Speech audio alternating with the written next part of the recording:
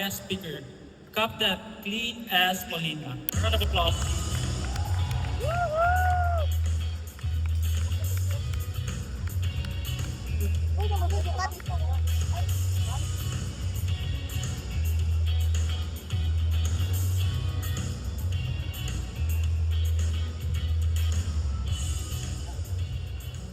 Yaon ba ya?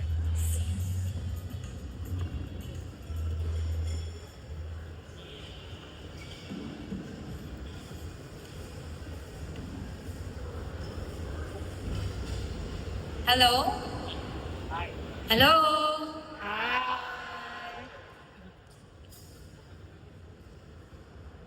Ready na? Ready na? To our Indiana Aerospace University founder, Dr. Jobino Turing, and his beautiful wife, Madam Cecilia Turing. Our Chief Executive Officer, Dr. Harold Turing.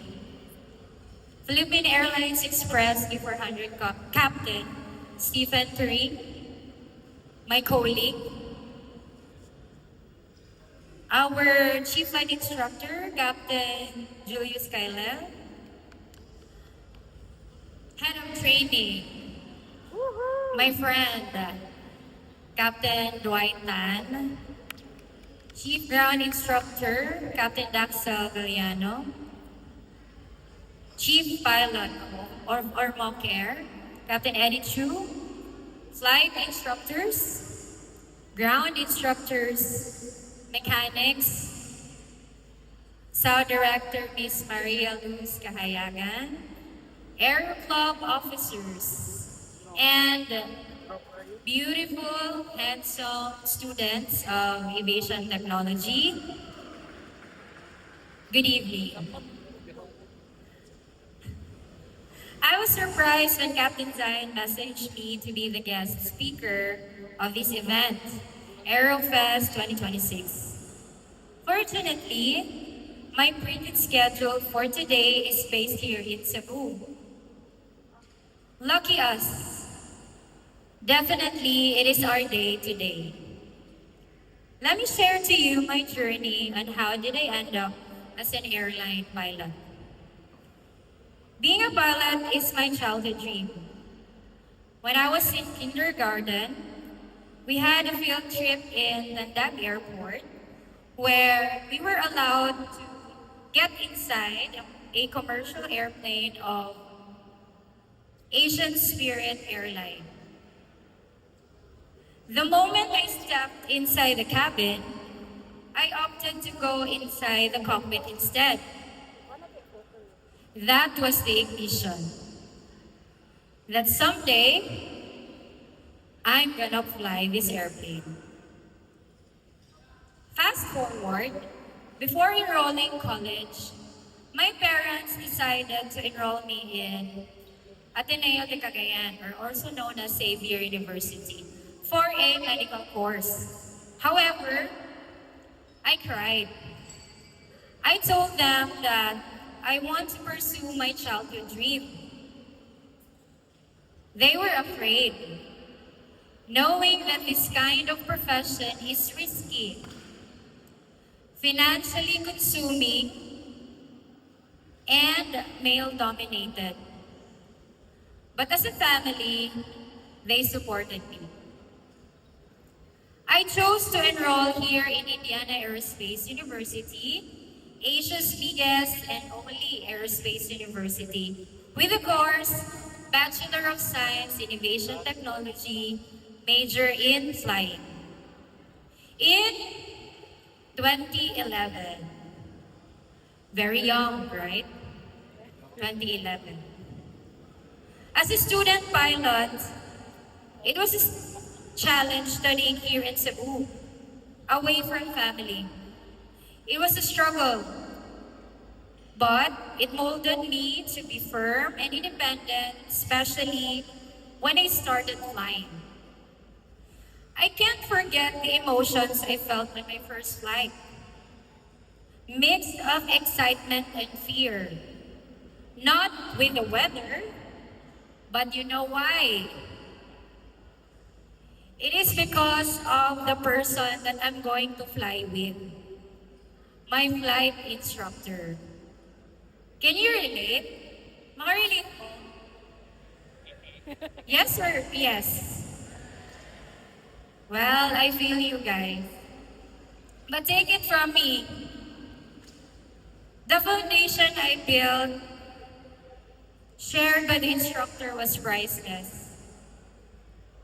The confidence in achieving the first solo flight, passing the examinations and check rides, and of course, gaining the licenses.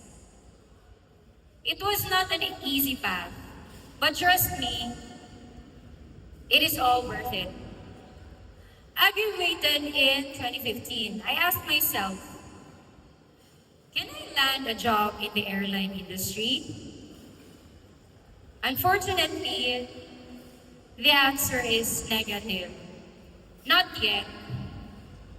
What did I do? I didn't stop learning. I chose to gain experience, both knowledge and skills, by being a ground and flight instructor. It took me 10 years. Imagine, 10 years. I didn't stop. Despite knowing some of my classmates are already established with a stable career, relationships, but I have to move forward on my own heading.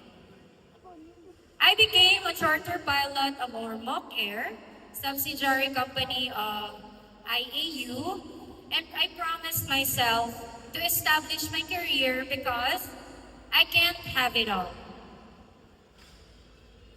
I enjoyed my general aviation experience, establishing camaraderie between colleagues, including the mechanics that I call also my family, the different characters of students, which is a big help for crew resource management, and the perks of choosing where to fly in different airports. Along the way, there was self-realization that I am fulfilled with that chapter of my life. I wanted to step up my ultimate goal of becoming an airline pilot. And here I am, Philippine Airlines Express Airbus 320-321 First Officer Cleave Salvosa Molina, humbly standing in front of you.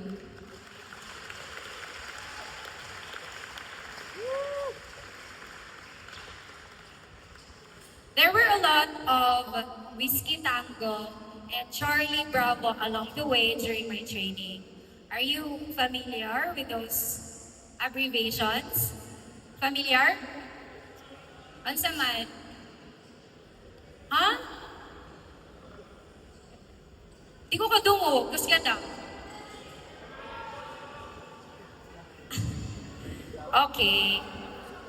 Mga instructors, gamo na bahala.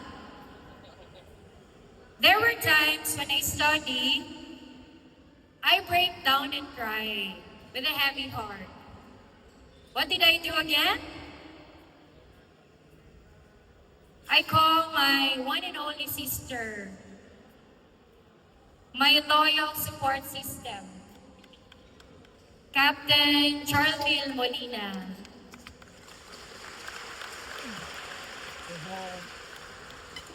My papa, my mama, my brother John Alstan, Salvosa and Molina family, this is all for you.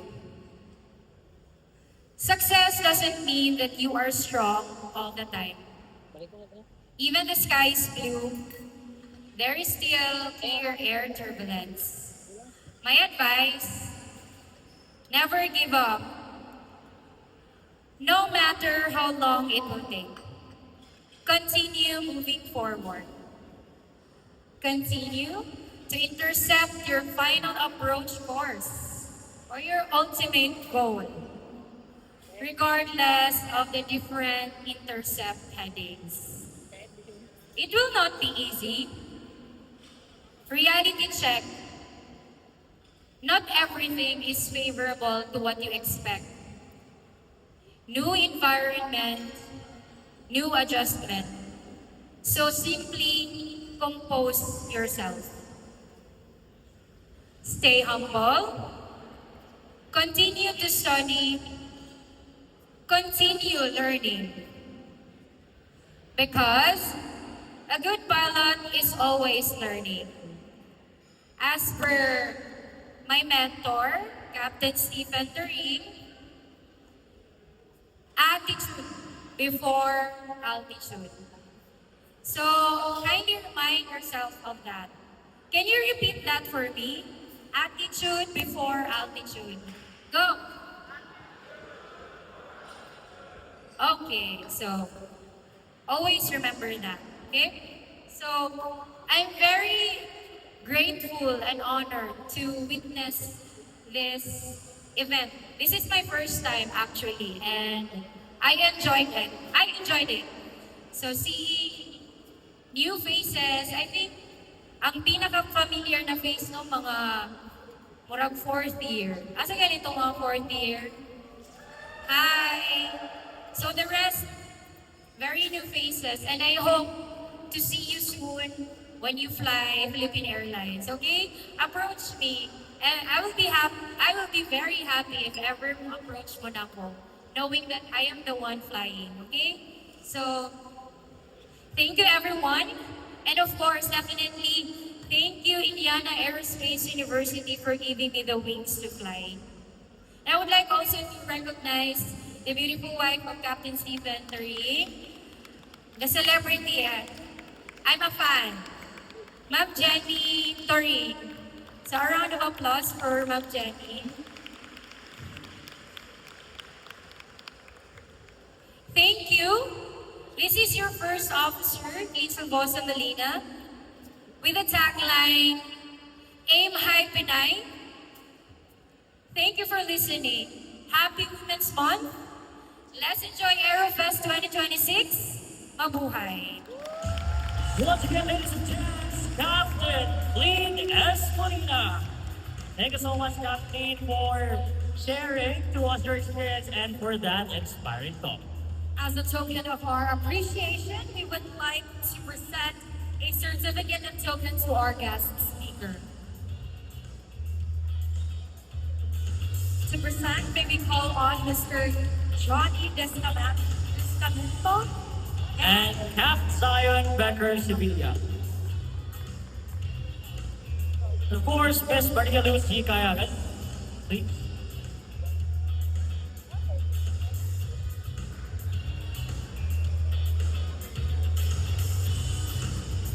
Again, may we call on stage Mr. Johnny Descamento, Captain Zion Becker, and Miss Maria Luz Kaayagan.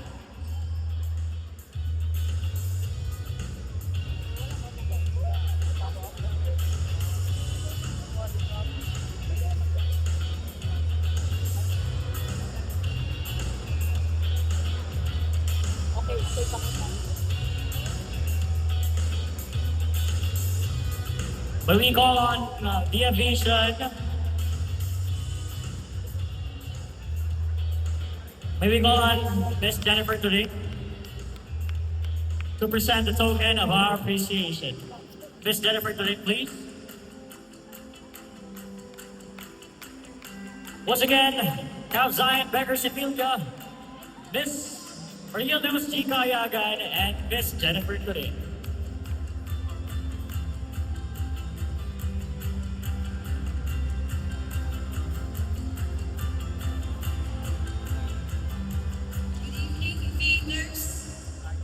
Allow me to read the citation. This certificate of appreciation is proudly presented to Captain Clean Silvosa Molina in grateful recognition for serving as the inspirational speaker during the opening ceremony and the Mr. and Miss Aviation 2026 of Aerofest 2026 with the theme Beyond the Blue, Reaching Greater Heights. Your inspiring message, wisdom, and encouragement ignited the passion of aspiring aviators and participants, motivating them to pursue excellence and soar beyond limits. Given this 9th day of March 2026 at the Indiana Aerospace University Arena, signed Captain Zion Becker Sevilla, Aero Club Advisor, yours truly, your student affairs director, and our Chief Executive Officer, Dr. Harold A. Tubing.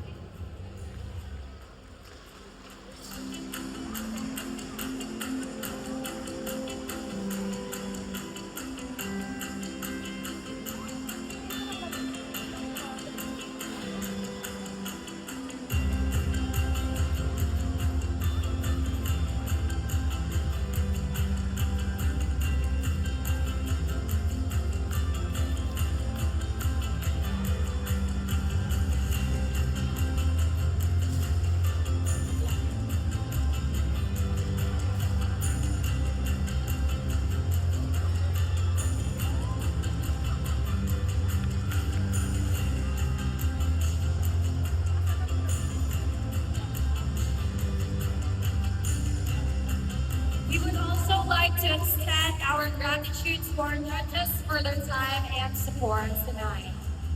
To represent, may we call on Cap Zion Becker Sevilla and Mr. Flash.